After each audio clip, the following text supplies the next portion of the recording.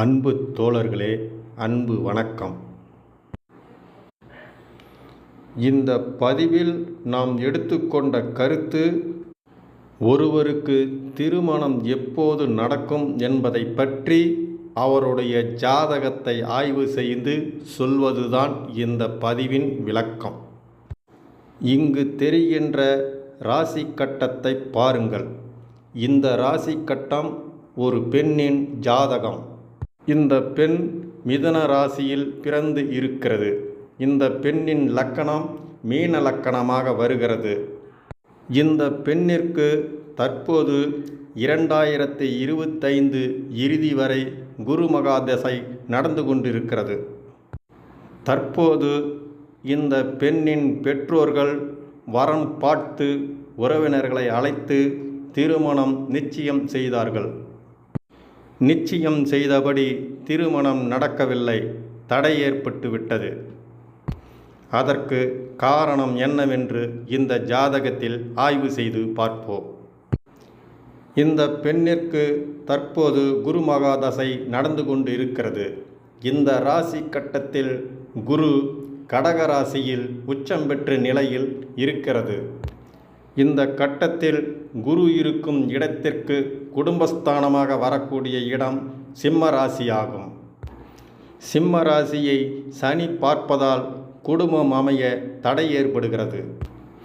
இந்த ராசி கட்டத்தில் சூரியனுக்கு 8ஆம் இடத்தில் சனி இருந்து வக்கரம் பெறவில்லை. அதற்கு காரணம், இன்னொரு கிரகம் ஒளி கிரகமான சந்திரன் கூட இருப்பதால் சனி பகவான் இங்கு வக்கரம் அடையவில்லை. இந்த ராசி கட்டத்தில் குரு இருக்கும் இடத்தில் இருந்து 7ஆம் இடமான கலத்தரஸ்தானம் என்று சொல்லக்கூடிய இடம் மகர ராசி. மகர ராசியின் அதிபதி சனி பகவான் ஆகும்.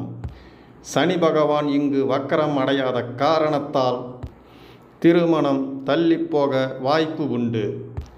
மேலும் இந்த ராசி கட்டத்தில் குரு இருக்கும் இடத்தில் இருந்து 8ஆம் வீடாக வருவது கும்பராசி ஆகும். கும்பராசியின் அதிபதி சனி பகவான் ஆகும். பெண்களுக்கு 8ஆம் இடம் என்று சொல்வது மாங்கல்யம் தரக்கூடிய இடமாகும்.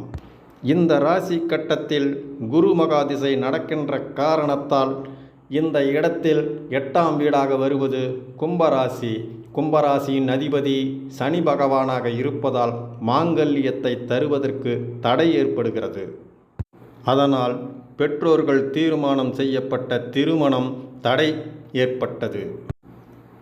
அடுத்ததாக 2026 ஆரம்பத்தில் இருந்து சனி மகாதிசை நடக்க இருக்கிறது. சனி மகாதிசை நடக்கின்ற பொழுது குடும்பஸ்தானமாக வருகின்ற இடம் கடகராசி. கடகராசியில் குரு உச்சம் பெற்று இருக்கிறது.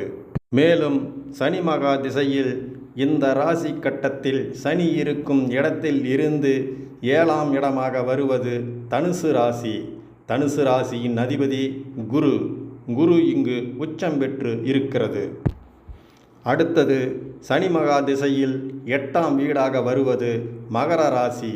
மகர ராசியை உச்சம் பெற்ற குரு பார்ப்பதால் மாங்கல்யம் அமைய தடை எதுவும் வராது.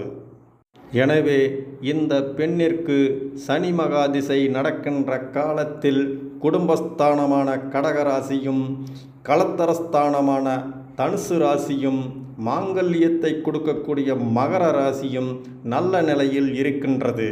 அதனால் இந்த பெண்ணிற்கு 2026 இருந்து திருமணம் அமையும் காலம் உள்ளது. கோச்சார பலன்படி குரு சாதகமாக வருகின்ற பொழுது திருமணம் நன்றாக நடந்து முடிந்துவிடும்.